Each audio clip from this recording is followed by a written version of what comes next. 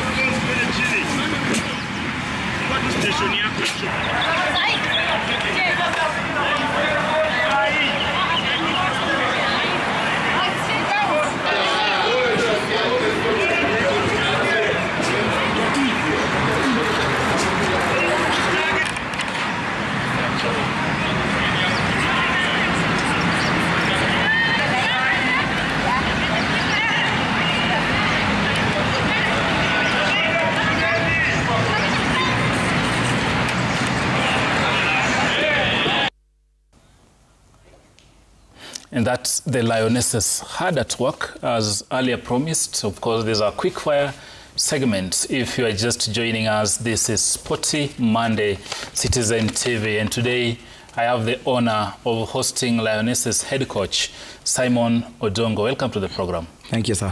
And of course, Judith Auma. These are a scrum flyer of the Lionesses. Hujambo? Sijambo. So scrum flyer, maybe break it down in simple terms. What does that mean? I think it's a scrum half. Scrum half. Yes. Yes. But even scrum half, watu washanga sasa hiyo ni nini? Kocha, labda tueleze. Scrum half ni nini? So scrum half in rugby, we normally call them the playmakers. They're the people who pull the strings. Like in football, you have the midfielders. So for us, it's the scrum half. Scrum the playmaker, half. yeah. So in short, this you are Ozil. Yes. You remember Mesut Ozil? Yeah. Playmaker. Funnily, by the way, actually, she's nicknamed Ozil. Oh, really? Yeah, she played football. High five. Yeah. That's an Ozil. Yeah. Okay. But before we get into it, Lindsay didn't play rugby, but she follows rugby very keenly. Lindsay is my director, actually. She's asking, how does your diet differ from the men's, the Shujaa men's? Is it the same? How do you feed just to keep in shape? I don't think it's different. It's the same that we use as Lionesses and Shujaas. Okay. Yes. So like last night, what did you have for dinner? Last night I ate rice and beans. Beans? Yes. And tonight, what do you intend to have? Today? Ugali. Ugali? Yes. Yeah, because that question is, It takes a lot of... rugby is a very, very high octane energy, a lot of strength, building muscles and all that, yeah? And now you guys are preparing for the Africa Sevens, that's the women's version, which Nairobi is actually hosting. This is the second time we are hosting this, coach. How ready are you? So far, where are we? And what's your expectation in that group? The ladies are ready. We've already received the squad till 13 players. So today the squad should be out from our union. And the final squad today? Yeah, the final squad should be out by today. So I think the ladies are ready to give it their best shot at the Africa Cup. And like we always say, anytime we are given a chance to compete and represent the country, we'll always put our best foot forward. So I think we are ready to come out and showcase our talent to the world. Actually, you are in Group B alongside Ghana and Cote d'Ivoire. Whom do you consider to be the toughest test in that fixture? So anytime the Lionesses go out to play, we normally say the toughest game for us is our first game.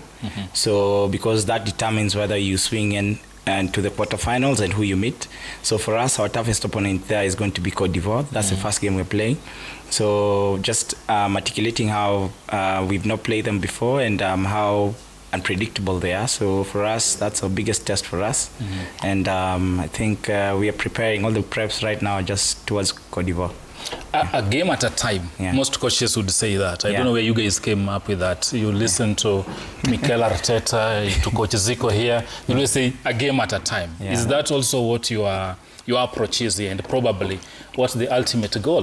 Do you intend to go there to the finale, quarters, semi? What's your intention here? And any day any team goes out to play, any person always intends to make it to the final and lift the cup.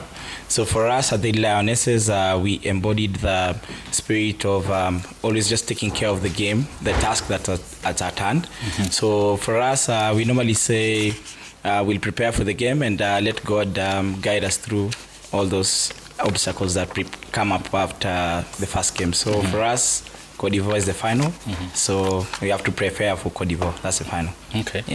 Judy, the fact that you're here, I know he knows who has made his final squad, but the fact you're here means you're in that final 13-woman squad.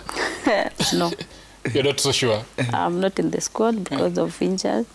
I got injured during our Challenger series, so I went for surgery. So still recovering. You're just recuperating? Yes. But what kind of support are you offering your teammates as they head into this assignment? For this assignment, actually I'm the liaison of the team, Lionesses, and during the preparation I've been there, just training. Yes. And probably again I'll come to the injury details because I know it's a very, very difficult journey to navigate. But your teammates, you've been with them in training this week, you've seen the kind of body language, the intense preparations going there. Do you think they are ready from where you sit, and what's your expectation? Yeah, they're very ready. For us, we are very ready. And I can say during the preparation, of course, I've been there. So for us, we say mind over body. And for the upcoming the games, I know the leader are going to do it. And it's at home. We can't allow them to, of course, to come and beat us at home. We are the runners-up, and this tournament we are going to be the champions. I can say the girls are very ready. They're very ready. Yes. Looking at that, the team's going to feature. South Africa actually is the highest ranked team in Africa. Do you foresee them as a favorite? You're saying you're going all the way for the title, but do you consider them maybe your biggest threat? Yeah, they are, of course, but by now they should be worried about us because we have beaten them at their home twice, and of course in LA, for us to qualify, we have beaten them. So I know they are coming harder, and for us, we are very prepared for them. Yes. Okay. And you talked of now nursing an injury. When do you expect to have you back on the pitch? Next year, I'll be ready. Yes. How difficult has it been, the journey, rehabilitation and all that, not being able to kick that ball, to make the scrum, to make the tries and all that? Actually, being in injured position, it's the hardest part. For me, I've never been injured before, but this was the first one, and it's very tough mentally and physically. I can say when you are from surgery, you have to be at home alone and whatever. But coming back for rehab, it's the hardest part. But I will keep on pushing until I get back to the field, but it's hard. Yes. Okay. And it's not very common to have a lady choose rugby, a very, very intense sport. I don't know. How was your dad's reaction or mom's reaction when now you opted now, professionally I'm going to be an athlete and I'm going to play rugby? Actually, they didn't know I play rugby until they saw me on the television, yes. So it was a surprise to them? Yes. And my dad called me. He said he's coming to Nairobi to watch the games. All the way from Ocha? Yes. And he came. We were playing against homeboys at USIU. And then he asked me, why did you choose this sport to play? This was after the game? Yes. Dad to daughter talk now. Yes. And he said, why did you choose this sport to play? And I said, I played football, but I choose rugby because it's interesting. For me, it was very interesting. Yo kufight nini, nilikuwa naona ni kama ni kitu very interesting sana. So nikaamua kucheza rugby. And then I build from there till where I am now. Yes. And you still want to go on and on? Yes. Coach Saimo, the impact of the 12th man. One time, actually Baba Rao, the late, said rugby is a game played by thugs and watched by gentlemen. And of course, football is the other way around. But that was a light touch. The impact of the 12th man on this, how pivotal is it, and what's your call to the masses as you guys begin this campaign? So definitely that's a very, very huge aspect of the game because if you look at all the events we've attended this year, we've been in South Africa, we've been in Poland, Krakow, we've been in LA, and recently in Madagascar. So we have a sprinkle of Kenyan fans who always come and support us, and at times it's very good to see the Kenyan flag flying, especially when you're abroad. So having the tournament here at home, always show up here. Yes, and singing the anthem, just hearing somebody speaking to you in Swahili, especially when you're in a foreign country. Then coming back home, we are hosting the rest of Africa here. So now we expect, if we had a sprinkle of fans abroad, then to come and support these ladies, and they always push through. So at home we get the excitement that we're at home. Now we have more fans, we can see more flags flying the stadium, more people speaking Swahili and chanting in Swahili. So for us, that's a very, very big aspect for us, and we actually rally everybody to come in and support the ladies, be the extra person, the subs on the bench, and push them through till we retain this cup, and actually I'm sure the rest of the world that we are actually destined for greatness. And these matches will be at RFUA grounds, Ngong Road. We call that the spiritual home of Kenya's rugby. So as the 12th man, get your jersey, go to RFUA grounds beginning Saturday and cheer the Lionesses. We want to see them roar out loud on home soil and to win this. In terms of support from the boardroom, has it been good? Is there probably something in our finger? So the good thing with rugby, what I normally say with rugby is we are normally well incentivized. So the ladies are in a good place at the moment, having been sponsored as well. You can see even with the results that the ladies, how they perform compared to the yesteryears where they were just left alone. So right now the women's sport is actually on the spotlight, and we are on the right trajectory to be one of the best teams in the country, considering if you see even how the other disciplines, the Malkia strikers, the starlets, how they perform. So women's and also the athletics, the Faith Actually, Kipyegon. starlets are going to AUCON or WAFCON. Yeah, so it's the same version as rugby. Yeah. So I think the women's game is in a good space at the moment, and I think the federation is giving in the necessary support to ensure that we grow and at times even overflow. Yeah. Finally, from you, maybe let's talk about what's needed because you've played the game, now you are coaching it. You are an expert because you are the wearer of the shoe. You know how it pinches. What probably do you think our government needs to do more to make the sport better from where you sit? I think building more stadiums, we are on the right track. Just across us from the RVA ground is Talanta Sports Stadium. So I think the more stadiums we have in the country, the more, because if you go to foreign countries, they have so many stadiums. At times they take you to train in one pitch. At times you don't train in the same pitch. And we are normally in that country for a week.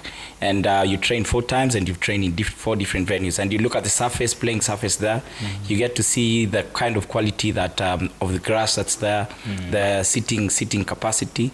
So for us, I think if we invest in that, government invests in that, more stadiums and across the country, first of all, I think the women's game will grow because now that means you have more chances of exposing a women's game to other counties and also just having different training venues for the Lionesses to go and camp in different counties as well and just to market the game as well. Okay. Yeah. And Lily, for you as a lady, what would you want done to make the sport more vibrant so that whoever is watching is saying, there's Lillian, there's a lady, she's playing rugby. I want to follow in her footsteps. What do you want to see done, both by the federation and the national government? What I can say is more funds for the ladies teams, mostly in local circuits. Because we have few teams playing very active now, but there's more teams, but I can say there's no funds for them. So I can say only support for the ladies. Yes. And also in terms of scouting, do you think a lot is being done? Do we have enough checks? Do we have enough infrastructure to ensure that good talent in Migori or Kakamega or Lurambi is unearthed and probably they get to walk the journey and realize their full potential? I can say for that, I think this year kumekuwa na hiyo scouting by our federation and also coaches. They visited Western where they scouted some girls to come and play. And I'm happy few of them have made for African Cup. They are playing. I think they should look more into Western part. Western part? Yes. The home of rugby. There's more potential, but there's no that support for the girls to play rugby there. Yes. Okay. And coach, help me understand this. People have been wondering, and even us in the newsroom, we've not really had an answer to this. Probably it merits some study, but help us understand. Rugby players are some of the most educated athletes in Kenya. Not to take away the athletes of other disciplines, but it's only in rugby where you are going to get a scrum half holding a master's degree, or somebody is a biochemist, and the list is endless. There's so many. It's not 1 or 2 cases. What do you attribute this to? I think if you look at the growth of rugby, first of all, like you said, the late Baba said, when you're young, you're growing up, you see this rough game. At times, I think for us as men, you want to be considered a man because you're fighting amongst the tough people. You're playing the tough sport. And also, I think one of the reasons that you're seeing the growth, because I as well, when I was in primary school, I tried out football, but there were so many people playing football. But you look at the rugby field, there were only 4 people passing the ball around. So at times you get, you just need somewhere to blow your steam, just to go back and focus on your studies. So you get, when you go to rugby, your hard hits and the coach makes you run a couple of meters. So you go back to class, you're fresher. and I think it helps you in your studies because scientifically, I think I read a study somewhere that students who do well in sports also do well in class. So I think for us in rugby, the sacrifice that you, because for you to go out and get hit other people, you have to be very fit. You have to be very fit. So that means when you train harder, you study better. You've used a word which I like, and I'm sure Ziti and Steve like those words. I won't tell you why, but blow your steam. That's a word that would really radiate with them. Thank you so much, Judy, for making time for the program. And of course, we'll be at the stadium to cheer you and cheer the girls. And Coach, thank you for coming. Kila laheri. So we want to see tries after another. And we'll be there to capture this. You will. So thank you very much for making time. Thank you, sir. And of course, this is Sporty Monday, Citizen TV. That has been our quick fire segment. Today we are talking matters of the tries and the scrums and all that. We take a brief commercial break, but don't go away, because when we return, we are going full throttle on English Premier League. Steve Shitera is ready, and he'll tell you why Bayern dropped the point for the very first time this season on the road in Berlin. He'll be joined by Babu Abdallah all the way from Bonn, Germany. Stay tuned.